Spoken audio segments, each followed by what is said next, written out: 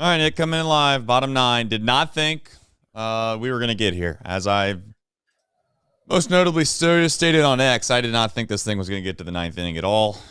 I cannot believe they've survived what is essentially, there's imminent weather. So,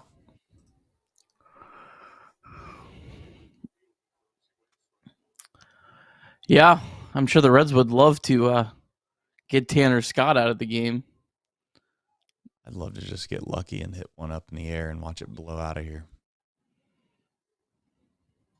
Nope.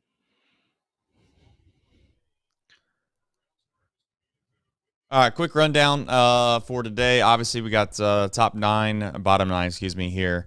And they can, looks like, sorry for train of thought here. It looks like the Tart folks are getting ready. So I don't know if they're just going to make them. What? Well, Trace, if there's ever a day for a rain delay in the 9th inning, this would honestly be the best day because we got like who makes 3 the hours decision? to The home, like the crew chief umpire. The umpire, the crew chief, like the actual. Once the game starts, the umpire is in charge, but they usually ask for information from the grounds crew, updates on the weather, but they make the ultimate decision. Right, so home team makes the decision before the game starts. All right, no funny business then. Yeah. Good job. Good at bat, Tyler. Would have been nice if he laid off that first pitch slider that almost hit him in the foot, but can't be perfect. Find a way on. Find a way on, Tyler. Please, brother. What he likes. Good at bat. No. Yes, sir. I'll see it again. I'll take a peek. Did we get a makeup call for that Lodolo pitch? Mm-hmm. We got a couple. We already got I think we got one of those earlier. I think every team's got a makeup call today. Yeah, 5 times over. Bit. Well, lefty on lefty. Will Benson. No. Is that what we're doing here? Is this all that's left? Yeah. Where are we at? We have. I know this sounds dumb, but Edwin Rios, a lefty as well. I what about bunting? Like, I'll just. Yeah. I mean, we got zero chance. I mean, he's not looked very comfortable bunting. I know, but at least give me a. I hear you. He's going to throw the slider, and that's the end of Will Benson. I mean, it's easier. It's easy to 99. Here comes the slider, though. It's going to start down the middle, go away. Will Benson swing right over top of it. That'll be the end of that. He's just not going to throw. He's going to keep throwing fastballs for balls. That's good.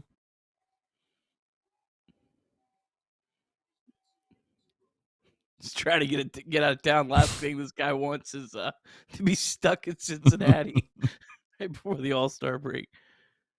Yep. Oh, there it is. Yeah, it was pretty easy. Didn't put a runner on base. There you go. Jeremiah, you back, man? Are you back, Jeremiah? Did he leave? Oh, yeah. A little vacation. No. Oh, Reese Hines. I mean. Yeah, why not? Why not? Nick, why not, Nick? Nope. Get out of play. Get out of play. Somebody smack his glove. Oh, look at that lovely gentleman. What I was trying, I'll just wait. We'll get into the full rundown of events here later, but right now is some pivotal moments. Pivotal. Come on, Reese. Do it for us. This is the magic we need.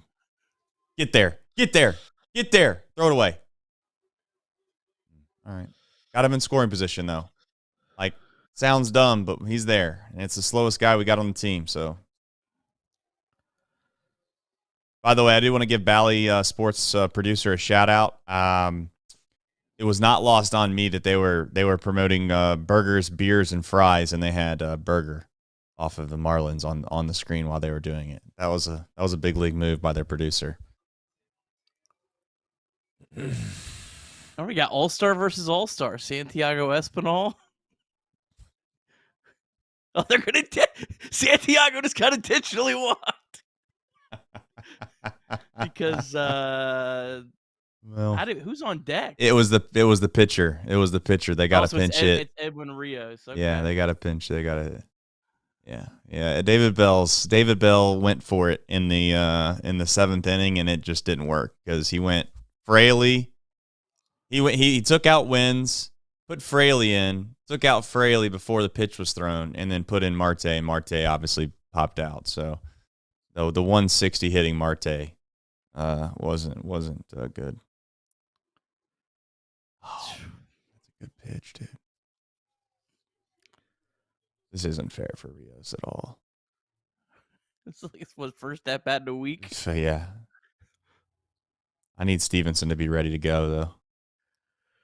Damn, 2 already.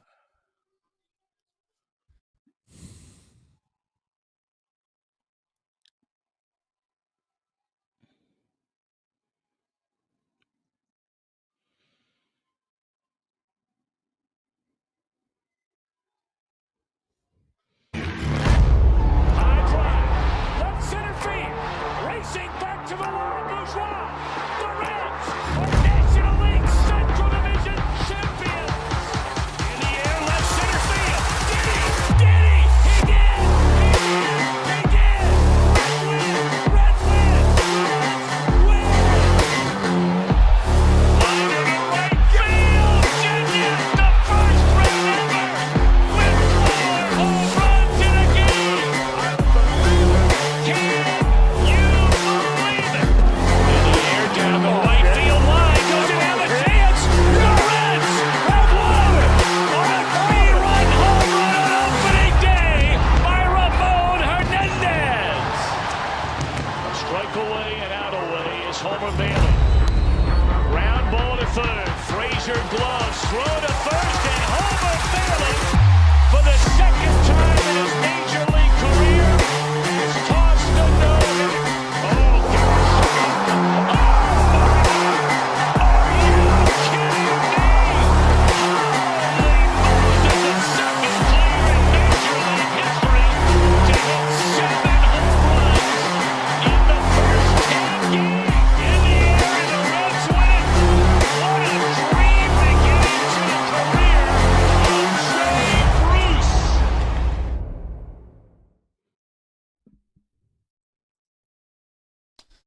Nick, frustrating loss. Reds lose 3-2. Over the course of 162, this game will be forgotten. It's not one in which will probably be devastating from the standpoint that you feel like you absolutely had something that you should have never lost, like you did last year with the Pittsburgh Pirates and Cincinnati. We all remember. I don't even need to remind you of the score, the date, or when. I just need to say Pittsburgh Pirates last year. We all know when that was and what happened. That's not the case today, but it just, again,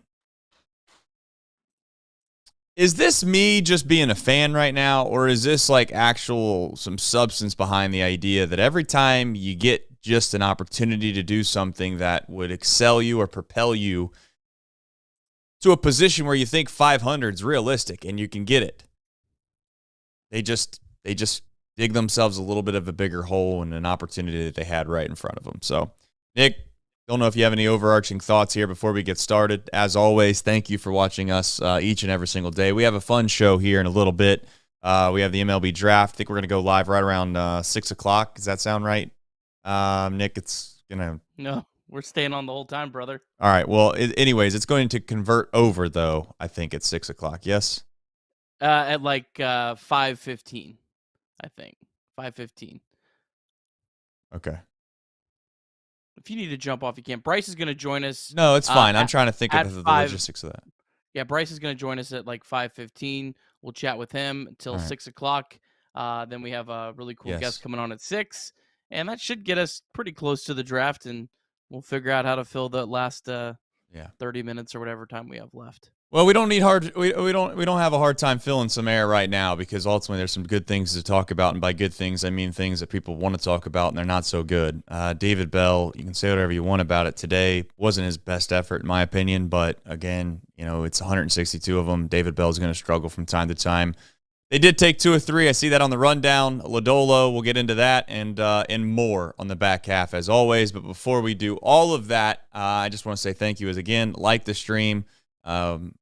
And Nick, any overarching thoughts before they do the box score recap? No, I mean, it would have been really nice to get this one. I mean, I think overall the Reds finished the first half pretty well. They've given themselves a chance in the second half, but they're still going to have to play really good baseball in the second half to make the playoffs. That's where they're at. But they've given themselves a chance, and I don't know. I've said it before. There was times this season where it didn't look like they were going to have a chance at all, and so for them to have a chance in the second half, it's fun, and we'll have to kind of see what happens. It looks like the Reds are going to get some help today, so that's nice. At least you're not losing a game going in. So in reality, if the Reds had won and those other teams had won, we'd be in the exact same spot. So at least they got some help today, and they're going to be right there going into the second half. Fair, although I do think I think it's a little fool's gold, though, when the other teams lose, because ultimately they're not losing to the Miami Marlins. We did take 2 or 3, though, and you're going to remind me of that all show. We did take 2 or 3. That's perfectly fine and well. It's just that I had higher hopes on a day in which Nick Lodolo was throwing the baseball, and they had what was basically a nobody. So I finished second in the NL Rookie of the Year voting. I don't give a damn. Top 100 prospect. Yeah. Number 1 Marlins prospect. I would say he's a nobody. He struggled this year, but he's not a nobody. What's he done this year? Well, he's got like a mid-4 ERA right now after today. Yeah, that's because he threw a no-hitter against the Reds today, but I digress. All right, Nick, let's do the box score recap presented by you. All right, Reds taking on the Marlins. Reds going for a sweep, final game of the first half. No score going into the 5th. Neither team had a hit. Nick Lodolo was cruising. He had allowed just a walk and had 4 strikeouts in his 4 innings of work. But in the 5th, it looked like his blister issue might have flared back up. He got the first batter out, but then he gave up a walk and then a hard hit single. That runner advanced to third on an error by Spencer Steer. But even after all that, Nick Lodolo threw what should have been strike 3 to Jonah Bride, a curveball low and in that was clearly in the zone. It was called a ball, and the next pitch was ripped for a single, 2-0 Marlins. Tony Santillan would come in and get the Reds out of that inning. The Reds did not get a hit until Jonathan India doubled with 1 out in the bottom of the 6th. Ellie De La Cruz made that back-to-back hits with a 2-run home run to center field, tied the game up at 2. David Bell went to his full arsenal of pitchers on Sunday. Martinez, Sims, and Maul got the Reds through the 6th and the 7th innings, but Fernando Cruz struggled again. He did strike out the first 2 batters, but then gave up a double and a single. 3-2 Marlins. Cruz is now allowed 6 runs in his last 4 1/3 innings of work. Reds would get the winning run on base in the 9th, but out of pinch hitters, the Reds had to turn to Edwin Rios, left on left against the Marlins all-star closer Tanner Scott, and it went about as expected. Reds lose 3-2. Reds finish the first half 47-50. All right, we did have a deep drive of the day. It was a big home run. It was a big home run. It's going to go lost on a lot of folks. It was a clutch home run. Let's not forget the Reds were getting no hit thanks to Jonathan India. They got off the snide, and then Ellie De La Cruz provided the deep drive of the day, sponsored by DSC, Deep South Commodities. It was Ellie's 17th home run, man. 17 of them. 17. I'm going to say it 3 more times. 17. 102.4 off the bat, 394 feet.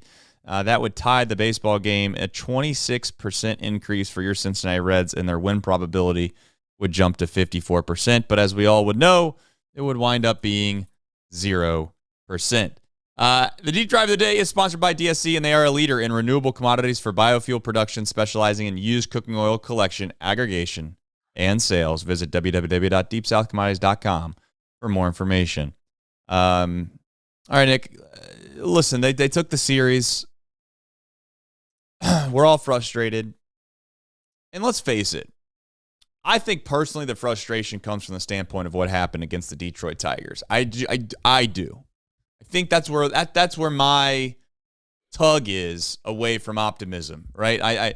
I try to find myself, why am I not happy? You just took 3 of 4 from the Rockies. You took 2 of 3 from the Marlins. And I know those aren't good teams, but still, winning series are a good thing. Taking 3 of 4 in a 4-game set is a great thing. But when you get swept by the Tigers to start the homestand off, coming into a series in which, or a homestand, I should say, in which you wanted to gain some ground because you knew the teams you were facing were not very good and you were at home, 5-5 is a failure. There's no way around it. It is a failure. 6-4 would have been good. Anything above that would have been excellent. 7+ wins would have been obviously excellent. So, it's a little bit of a failure. It's not the end of the world, Nick, no, but it's more of an opportunity loss than anything. But I guess from a microcosm standpoint, they did win the series. Yeah, I mean, I think if the Reds would have won just one game against the Tigers, I think we have a whole different perspective on probably everything right now. I would say more it's like the 7-game losing streak in the first half, the stretch where the Reds, the beginning into the beginning at the end of April into the middle of May. I mean, I think that's more the biggest issue of why the Reds are where they're at. I think that you can say, yeah, they got swept by the Tigers. Well, they swept the Yankees the series before. It's just it's baseball, and you're gonna have some weird fluky things that happen. I do think overall, though, the Reds last back to the Cardinals series have played pretty good baseball. I think overall you have to take from that point to that point what your overall record was. It's really just the 7-game losing streak. I mean, that's really the big reason the Reds are where they're at right now. You take that away, you win 2 games in that 7 stretch, you're above 500 right now. So, yeah, I don't know. I don't put too much stock into the entire homestand as much as just some of it is just some baseball happens sometimes. Well, they all count. I mean, like it's hard to say that the 7-game losing streak, you take that away, XYZ, and you do this and you do that and you'd have this. Well, that's just not how it works. Obviously, I think that I guess I'll finish off this 2 of 3 category, if you want to call it that, as it's not the end of the world. But I'll say what I'm going to say. But before, it's like, until you do something special, you're not going to get out of losing 7 games in a row. You can't lose 7 games in a row in a season and not do something of relatively of high magnitude at some point and think you're going to make the postseason in Major League Baseball. It's not going to happen. The question is this team good enough? Is this team good enough to do something special? That's a hard question to answer, and one in which I don't know. Again, I know the other night I kind of got a little bit of a sour rant or discussion about what I think of this team. I'm not trying to be pessimistic or downplay it in any stretch of the imagination, but just look at the game today. I mean, you have in a ninth inning. Can you just list off the guys that we had to come to the plate in the 9th inning? You really want me to? I just want you to name them out loud. This isn't you. Just say their names. Tyler Stevenson led off. Then Thank you. Will Benson left on left. Will Benson. Resigns. Santiago Santiago Espinal. And then you had the pitcher spot, and you pinch it for Edwin Rios. And now you have Edwin Rios. You guys, let's listen to that. Please listen to what I'm telling you. Don't fool yourself into thinking that this is going to be easy for the rest of the. Don't fool yourself into thinking that for somehow, some way, this team's going to get hot and they got some magic potion. We just sent up Stevenson, Benson, Santiago Espinal, okay, Reese Hines, and Rios. That's half your lineup. Now, I know that they pinch hit and some things happened earlier in the game, but that leads me into the David Bell situation. I guess there's 2 things that I would ask about the David Bell kind of decisions he made today that are more than questionable. I think it's very fair to question David Bell today. I know that there are people that do this after every game. Clearly, we are not one of them. I'm not sure where you stand on the David Bell stuff, but I'm not a guy that kind of beats the manager lost the game drum all that often, and I'm not going to be a guy that beats the umpires lost the game thing. And there's 27 outs in a baseball game. It's not just one play. Now, sometimes that may be the difference, but you had an opportunity to win the game in other places and you just couldn't do it. So the first one comes to mind is, I think that they pinch hit, and again, that's just a little hazy here as I run through those, but they pinch hit for Slater and Benson. Yeah? Who did Benson hit for? I'm looking through. It's fair. Don't make this easy. That's fine. I'll even backtrack the first decision he made, which was in my opinion, maybe he thought rain was coming like I did, and I was thinking to myself, this game could get canceled like that in 15 to 20 minutes. So I do think, and plus you have the All-Star break coming up, so you don't have to worry about the bullpen. So you forego the DH spot, and you decide that you wanted to essentially have wins get pinch hit for Jake Fraley, but that they're going to then bring in a lefty. So then you're going to burn Fraley for Marte? Do you think that Marte is that good of a hitter right now to burn through two guys? I could be wrong. Who did Benson pitch in for? Slater. Against a right-handed pitcher. I mean, David Bell was but you know what's coming, though. You can't sit here and say, well, I can't believe they brought in somebody to face Will Benson, or I can't believe that they brought in this guy to face whoever. At some point, Nick, you got to know what they have in the pen as well. So if you do make that move, you're okay with the idea that they're going to face this guy that's coming in. I mean, David Bell was taking his chances against Declan Cronin instead of the all-star closer Tanner Scott. I mean, he was going all in that spot, and you also had the idea that there was a possibility of rain. I don't even know what happens anymore in a game that's a 3-2 game in the 8th inning. Do they actually call the games anymore? Do they suspend them? I don't even know what the rules are on that anymore because it feels like they've muddied the water so much on that. But, I mean, look, he was taking his chances against Declan Cronin. I don't have an issue with that. It didn't work out. There's no way anyone is saying a word if Benson gets a hit there. Dude, Benson hasn't gotten a hit. I mean, I'm going to try to say not mean things. I mean, Declan Cronin's a 36th round draft pick. Fernando Cruz was pitching an independent ball, and we got him coming in the game in the most meaningful moments. What's that matter? He was DFA'd in January of this year. He has an ERA in the high threes. You're taking your chances against him versus the all-star closer Tanner Scott. I have no issue with it. It didn't work out. I'd rather use my bullets against a mediocre pitcher than worry about a potential ninth inning matchup against Tanner Scott.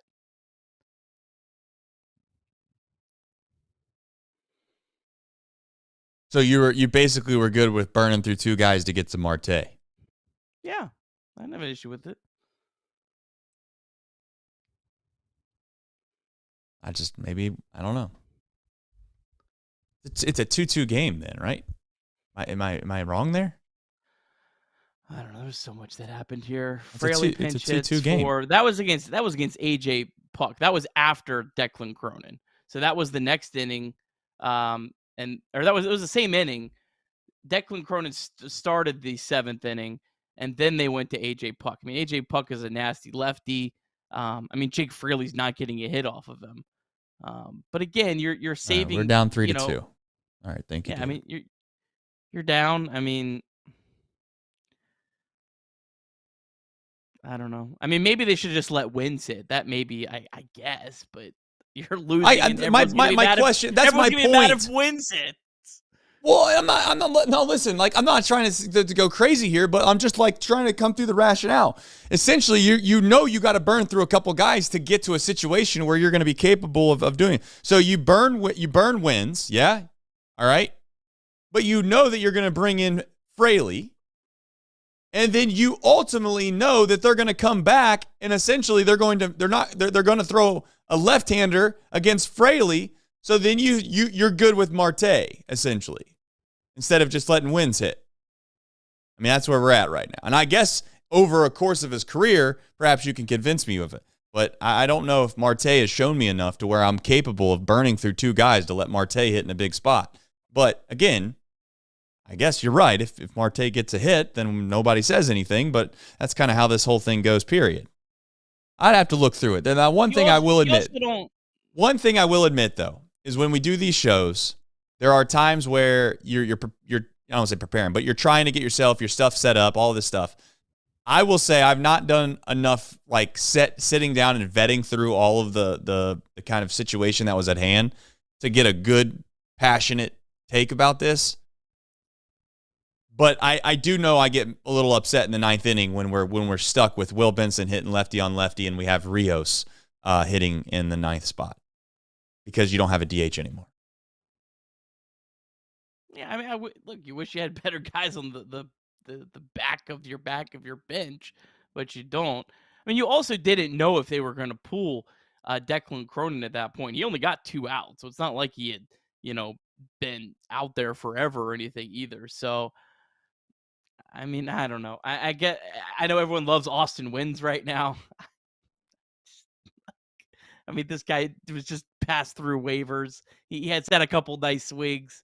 He's not a big league hitter. He's only up here because he has the ability to catch. But he's been playing well lately. Noelvi Marte's a top 25 prospect. What are we doing here? I would just say that none of that means nothing. Like that doesn't mean anything over the course of like a one-time spot. It just means nothing to me. I'd rather go with the hot hand. So what you're like in a basketball game, if you have a guy, and I guess I'm defending Wins, who was like 0 for 2 in the game here, but at the end of it all, it's like I guess I don't see enough of a delta between Wins and Marte to burn through that many guys in that short of a span. We're talking about one single out here, just to try to get Marte in at bat over Wins. That's not worth it to me. It's not. I don't know. I'm not riding with Austin Wynns when I'm trailing. I mean, this Austin Wynns was 27 for 130 last season in the big leagues. I mean, this guy had 7 extra base hits and 130 at bats last year. He's had a couple great swings by the Reds, and now we're thinking he's a better option than a top 25 prospect. I don't give a damn if he's a top 25 prospect or not. The dude was suspended for 80 games this year. Hadn't seen a baseball field or the sun in 6 months, Nick. The guy's been hit. He's hit. What is he hitting this year? He's hitting $177. He's got 11 hits and 62 at bats. He's not been good. I'm not saying he's bad. He's got an OPS plus of 30. I mean, this isn't a guy that you should be like, wow, I'm gonna burn through 3 guys so I can get Marte in at bat. I'm not there yet on him in regards to the stack that he's playing well enough to deserve that type of credence. Now, again, to be clear, I'm not out on Marte as a player. I get he's a top 25 prospect. He's way better than Austin Wynns. But if you put me up against the wall and said, hey, you're gonna burn through this many guys to let Marte hit over Wins, would you do it?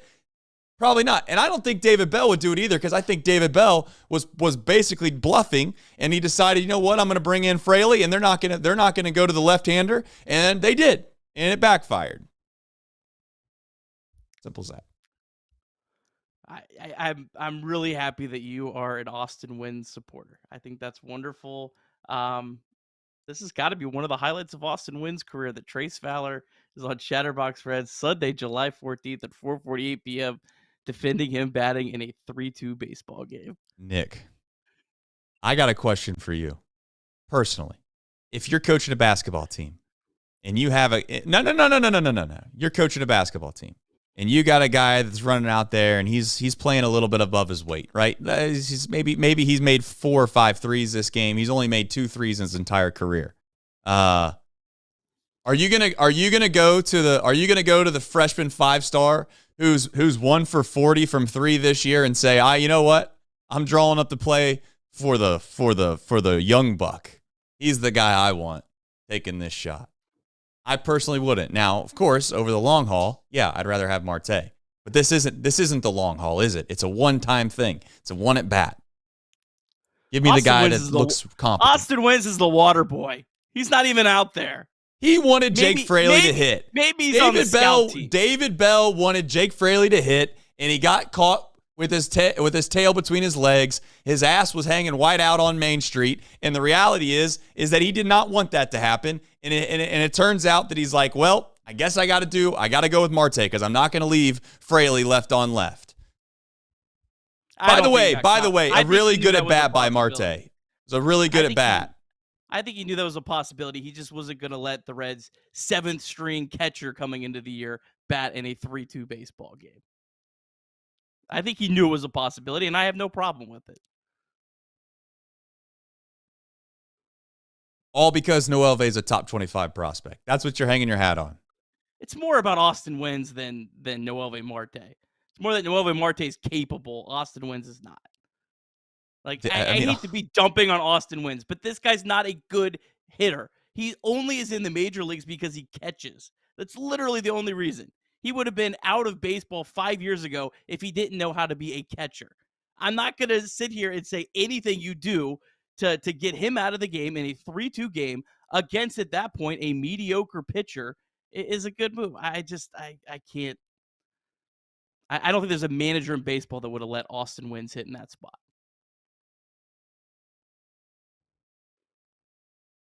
I think I'd rather have Jake Fraley face a lefty than Austin Wynns face a right-handed pitcher.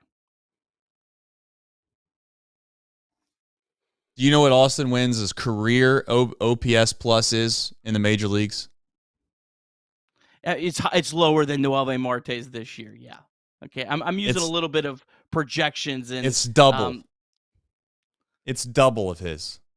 Then let's ship Noelve Marte back to the No, Dominican you're not Republic. listening to me. He's a bum. You're not listening to me. Forget about him. You're not listening to me. A shot. What do you think his OPS plus is? First of all, this year, I know this isn't fair. He has 13 plate appearances. 13 plate appearances this year, Nick. He's got an OPS plus of 236. He's slugging over 1,000. I get it, but he's been relatively hot for the Reds. I'm just telling you.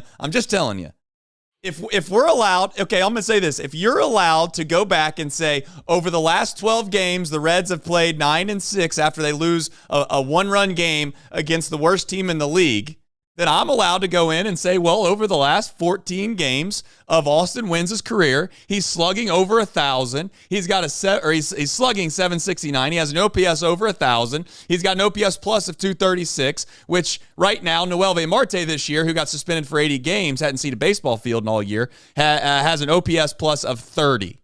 Not 236, but 30. Just saying. Just a thought. Just using apples to apples comparison, of course. I'm thrilled for Austin Wynns and his family. This is a great moment. All right. Listen. I wish David Bell had a better lineup. We wouldn't argue over this. It's true. It's the bigger problem.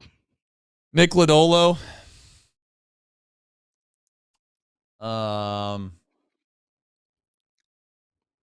I don't know. Do you still think he has lingering effects with his I don't know, his hand, obviously. Blisters. Yeah, they showed him in the dugout. It seems like it's something that's bothering him. How does he throw though? Does that make is it I think they're allowed to put some substance on it before the game that's legal, and they have to, I think, notify the umpire. I think Jim Day was talking about that after his first start back.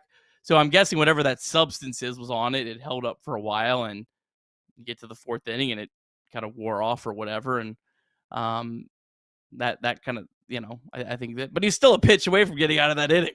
And so it's kind of like, I know. I don't know. It's tough. 2 really just brutal starts for Nick Lodolo. What a bummer of a way to end your first half. You have the start where you were dominating in your first start back, coming back from blisters, and then there's a rain delay.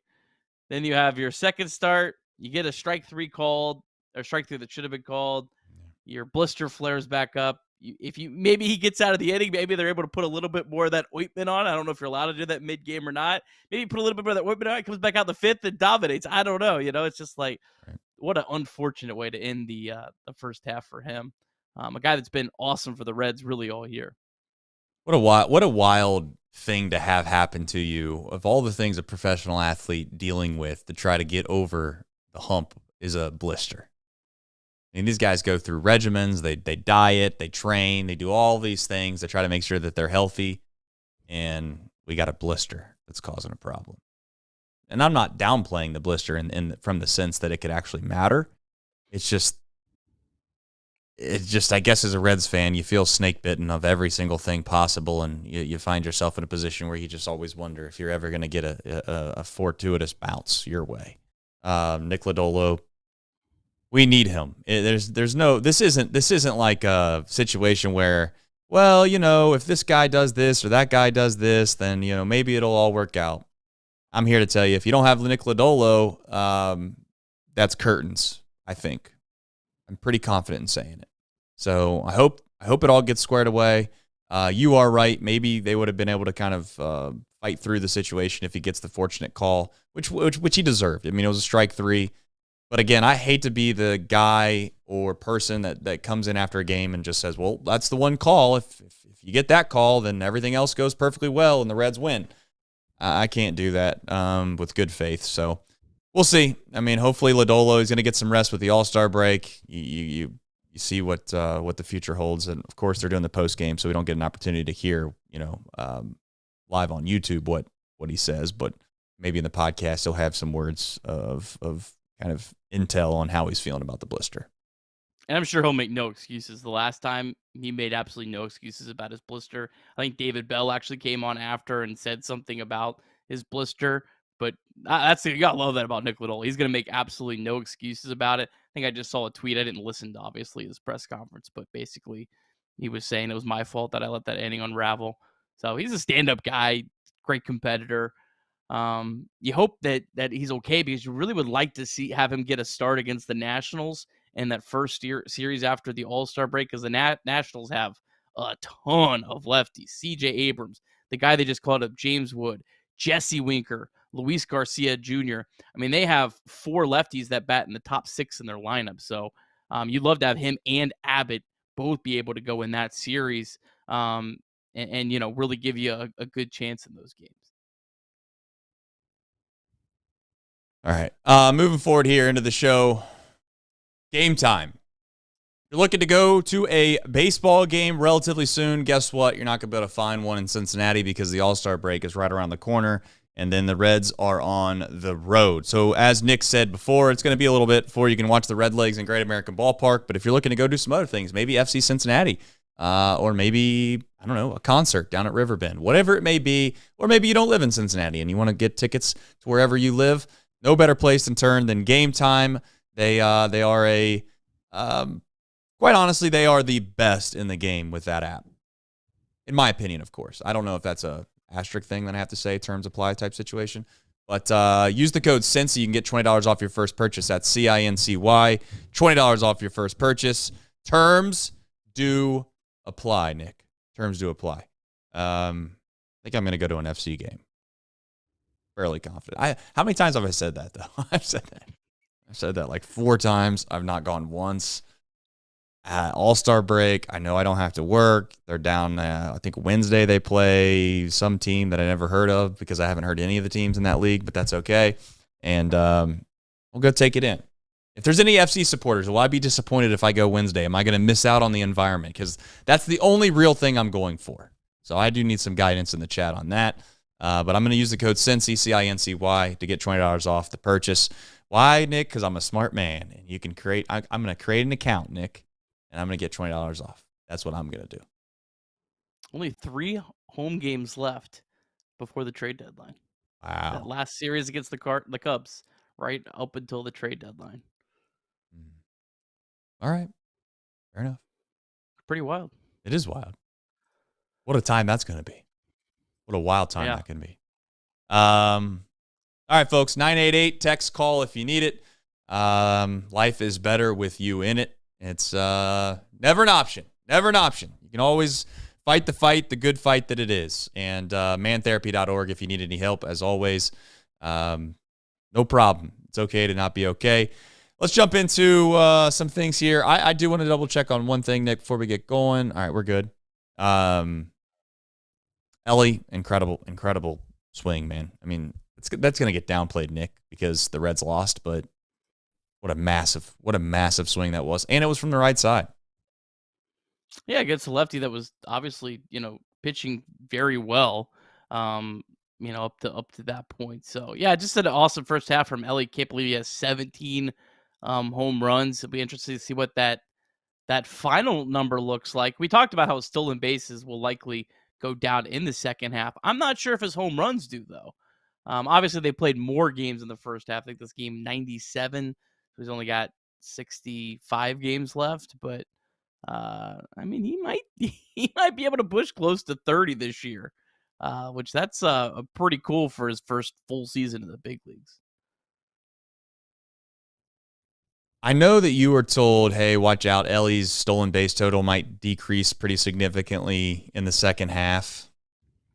I think it could be like, I don't want to say the opposite, but I think it could be something of the magnitude to where he's going to get to a position where if he keeps at this pace, I don't want to say he's chasing a record. He's going to be chasing records, but he's going to be like, okay, I want to get to this century marker. I want to get to this spot. So that might keep him going a little bit. But you're right. Maybe the wear and tear of the season might catch up to him where he don't steal as many bags. But, if he gets on base, I still feel confident that he's going to run, which is a big difference maker. And Ellie, just night in, night out, we see it. I'll say it again. Just complete and utter superstar. Simple as that. India. Yeah, what a great, big swing from him. Obviously stopped a no-hitter. Yes. So that's obviously a pretty big deal.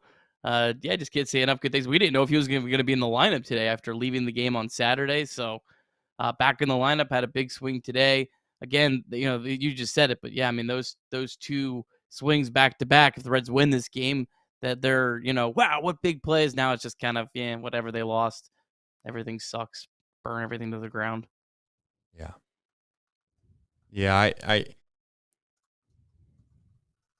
India put a good swing on it. And the other thing with India, too, is like, I know the leadership thing gets overblown, in my opinion, a lot from the fan base perspective, but that's a big play because you got to find a way to break the ice, right? And then I'm not saying it's a coincidence, I should say, I don't think it's a coincidence that very next at bat Ellie hits a home run, right? Like it very much felt, what's the word to use here? It very much felt like a positive momentum type thing that happened.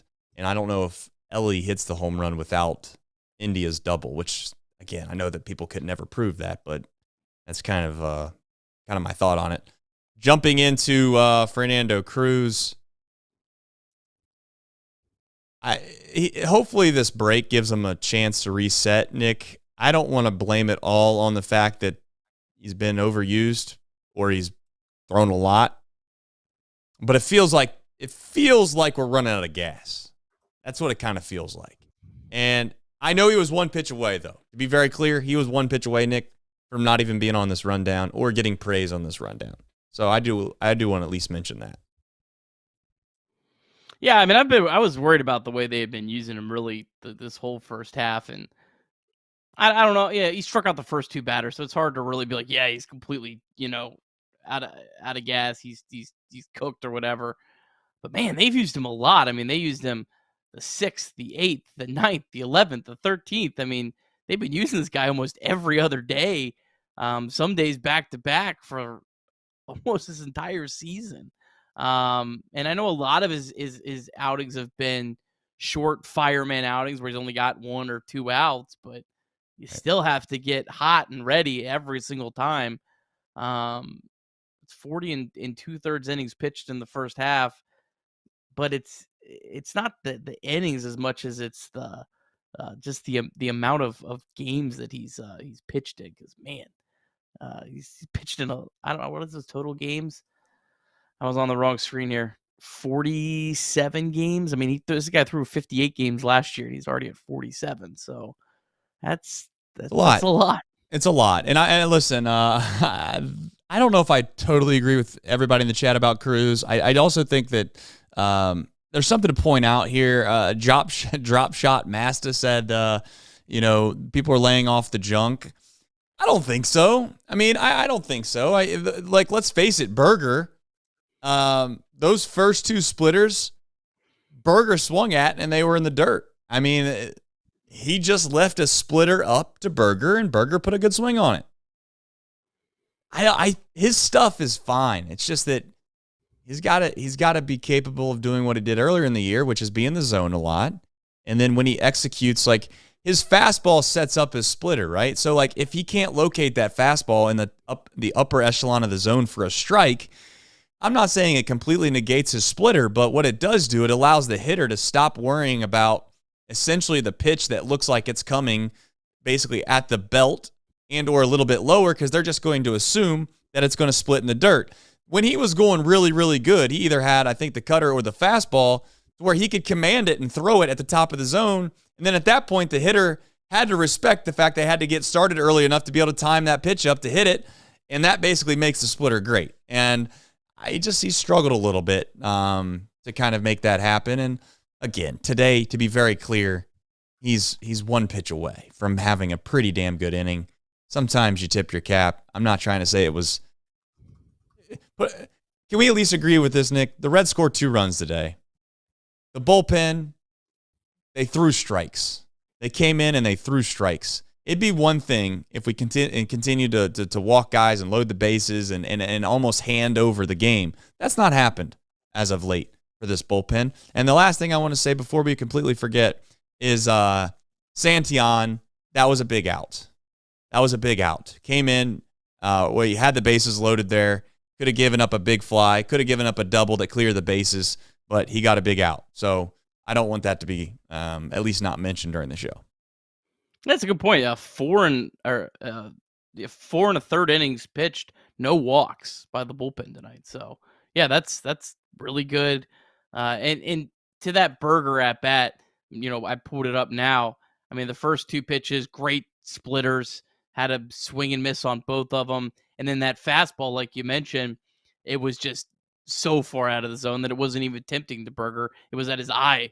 And maybe if he gets that pitch low, maybe he gets the chase, or either way. But I don't know. That's really what did him in. Yeah, one pitch away from Cruz having a totally different day. Yep. One call for Lodolo away from having a very different day. It's always it's game of inches, man. It's the line between winning and losing in 30, 40, 50 of these games every year is incredibly thin. It is thin. I mean, I tell you what I've noticed when I was going back through and looking at all those videos in MLB Film Room is like when you're watching all of them and like you kind of have a spark reminder of some of these games. You're like, wow, they lost that game. Oh my God, they lost that game. Like they had the opportunity, one swing of the bat right here, and they would have won this game or that game. It is crazy. The margins that truly are incredibly small when it comes to whether or not you make the postseason or whether you do. These teams, for the most part, outside of hell, even if you ask Barry Larkin, he'll tell you they're all great. But for the most part, a lot of these teams are, average, and there's not much that separates them. All right, last rundown here. Maybe just quick overall thoughts in the first half. I know you already said that you thought it was a relatively good first half. I think it was too, from the standpoint that they got off to a good start, and on top of that, you had a horrific stretch. And I would say at the time of that horrific stretch, when they went through that 7-game losing streak, if you would have told me that they are, 3 games below right now? There'd be three games.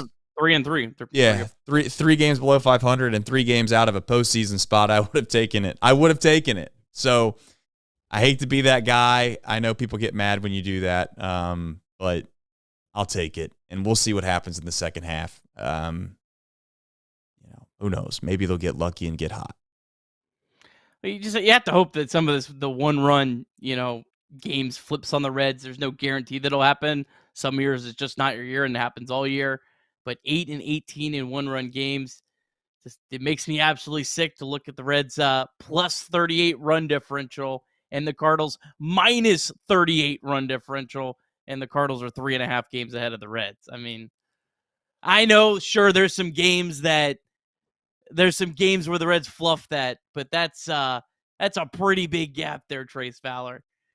I mean, are we allowed to be a little bit am I allowed to say that sucks a little bit? A tiny bit? You're allowed to say that sucks a little bit, but I think I'm going to have to carve out a budget for some kind of pennant that I can buy you when the Reds finish this season off. I'll have it hang back there with all the other ones you got. It's going to say the NL Central and run differential, because they almost got that wrapped up. Exactly. We're going to be like 2024 postseason appearance run differential and small parentheses at the bottom of it. That's what we're going to do. So, all right, folks. Go ahead. You got something to add? No. I'll wear it proud. I'll wear it proud. All right, let's do this. We have Reds MILB, of course. We also have the MLB draft. As a reminder, we are going. Nick, can you before we jump into Reds MILB, can you remind me kind of how this is going to flow? So essentially, we have this show now. We have another show that's scheduled that you can see on our channel. Yes, but that show is going to start roughly at what time? You think? As soon as we're done here. Yeah.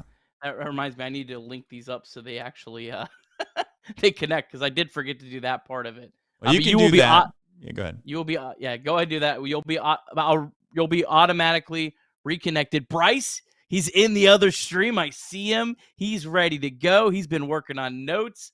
So Bryce is going to be have all kinds of information. We'll run through probably the top 5 picks. And then you have a guy. Can you tell the folks while I make sure this is up about the guy that's coming on at 6 o'clock? Yes, I will do that.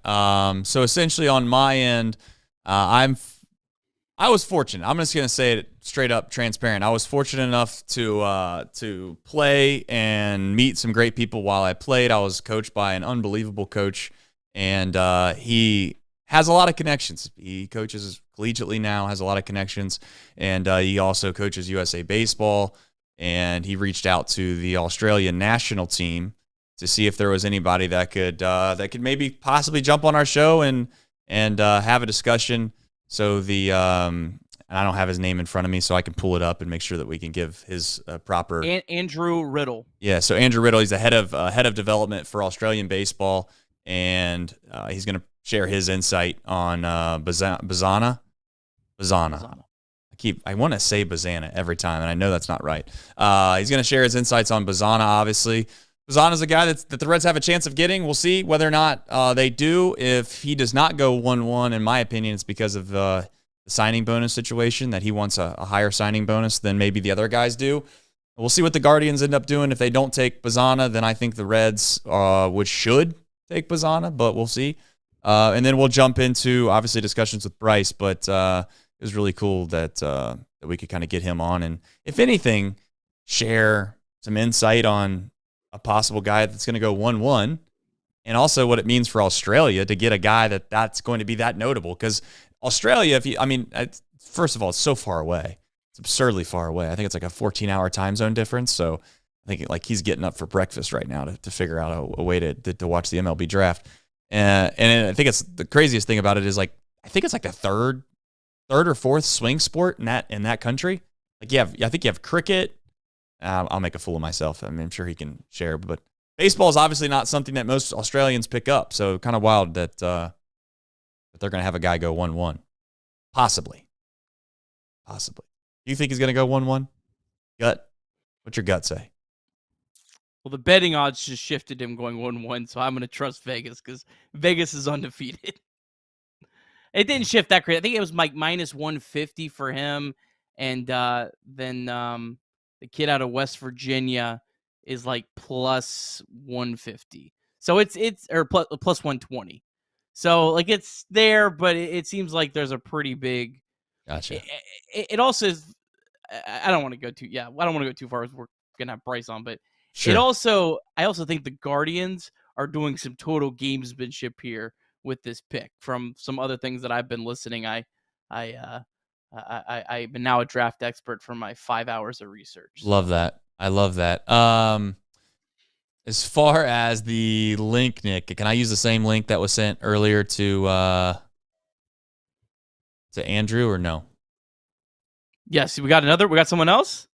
No, I'm saying on my end. Oh yes. I don't know if I have. I'm looking for the link in my email, and to be fair, off the top of my head, I don't see it. The only thing you may want to do is close your browser out and reopen it, just so the camera doesn't do something weird. I won't open it. I'm just making sure that what you had sent will actually work. Yeah. Okay. Yeah. All right.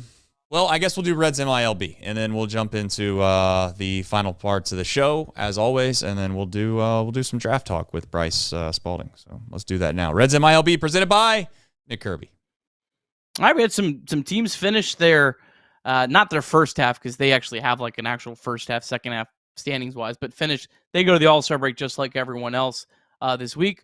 Louisville won 9-4 over St. Paul's. The Bats have won 6 straight games. They're now 48-43 on the season. Jacob Hurtubise on base twice again, also stole a bag.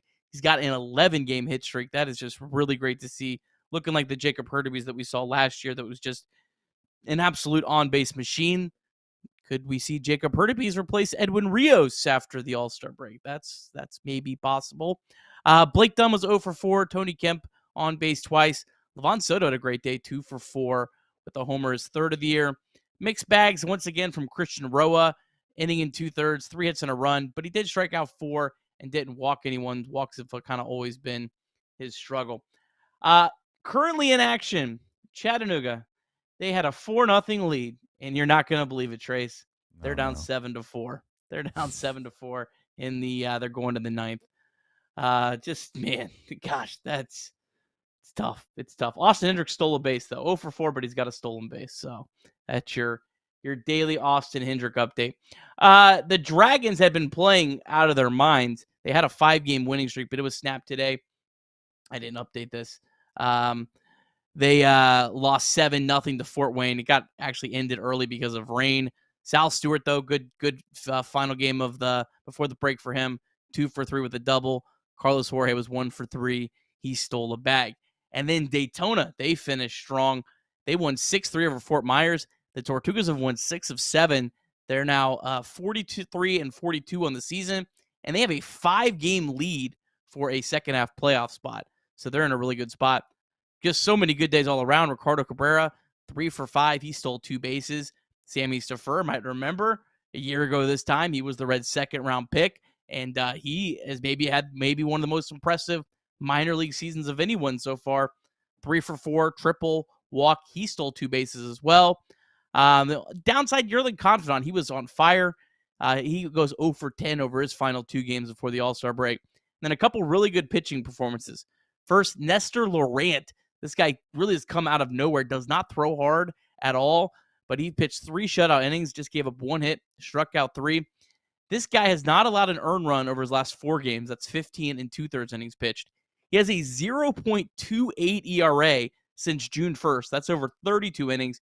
And he has a 1.10 ERA in 65 and 2/3 innings pitched this season. Incredible year for him. And on the flip side, Anier Laureano, a guy that does throw very hard, he had a strong outing. Just went 1 inning today. Didn't get a hit, 1 walk, 3 strikeouts. He's now got a 2.72 ERA, 71 strikeouts in 46 in the 3rd innings pitched. And that's it. We have no ACL. We have no Dominicans Summer League today. So that's your Reds MILB. All right. No complex league. What a shame. But maybe tomorrow.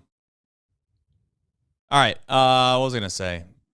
I don't think I have any final thoughts here before we get into who, what, when, where, and why. As always, we probably know that answer, but might as well do it because it's part of the show. So I thought they'd just do more of this than a full who, what, when, why, because there's no starting pitchers announced. Of course. Just a quick look at the second half. So the Reds will be on the road first 9, Nationals, Braves, and Rays, but the Reds have been better on the road this year, so I don't know if that means anything. And then, as mentioned, the Cubs, 3 games at home right up to the trade deadline. Then Giants at Marlins, at Brewers, Cardinals. I don't know, Trace. My thoughts, I look at this, I go, these are all like good teams, but there's not really a great team out of maybe the Braves are good, but the Braves aren't playing as well as we thought. They don't have Acuna, which is a huge deal. They're still a really good team, though. The Brewers are a good team, but there's a lot of similar teams to the Reds. Is that fair?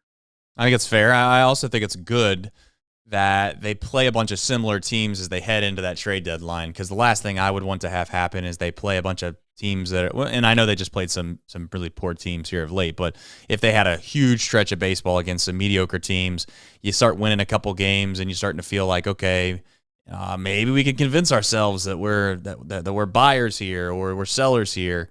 I'm glad that they play what I would consider, evil level competition. Braves are better than we are, but outside of that, the rest of those teams clearly are not. And now it's just a matter of whether or not you can string enough wins together here right before this deadline, where Nick Krall decides to get into buying mode. I know we're going to save a lot of this talk when we get closer to the deadline, so I really don't want to kind of every show discuss the trade deadline situation. But I think that there's valid points on both sides as it stands right now. But as always, depending on how things go, right after this All-Star break, it 100% should impact what the Reds decide to do. Maybe not over a long-term decision-making process like, big prospects, but certainly if they get extremely hot, you'd like to think they might be able to try to find a way to shore up some of the holes. And or if they don't get hot, you get into a mode where you try to start to punt and you get ready for the 2025 season, which, again, I know that we don't want to. That's not what this is about, but let's not be naive to the situation the Reds find themselves in. Yeah, absolutely. And it's also good they're not playing a bunch of really good teams as well. That you Exactly. can also, the same token, lose some games and think you're maybe not as good. So yeah, I agree. I think this is a good level of competition for the Reds to kind of see where we're at, and it's going to be a fun, nervous, fascinating, stressful couple weeks for our beloved Cincinnati Reds. Yep. All right, final super chat of the night here before we head off into the next show. Alex says the Reds win if the ump correctly calls that Lodolo K. That may be true. Maybe true. But APS. But if ifs and buts were candy and nuts, we'd all have a jolly good time. So doesn't really work like that. Wish it did, though. Would have been cool if he called him out. And we'd have had something else to complain about if the Reds went on to lose, which I don't think they would have, but we shall find out. All right, Nick, this is kind of a unique show here. I don't know exactly how we want to go about doing this. You tell me what you think is the best. No, let's not run the outro because let's not have people waiting. I already started the next stream, so it's already up and running. So if you just want to hit end, people will be redirected. I'll start that here in just a minute. I'm going to go use the bathroom if that's okay, folks. And we'll get rolling. Bryce is ready to go.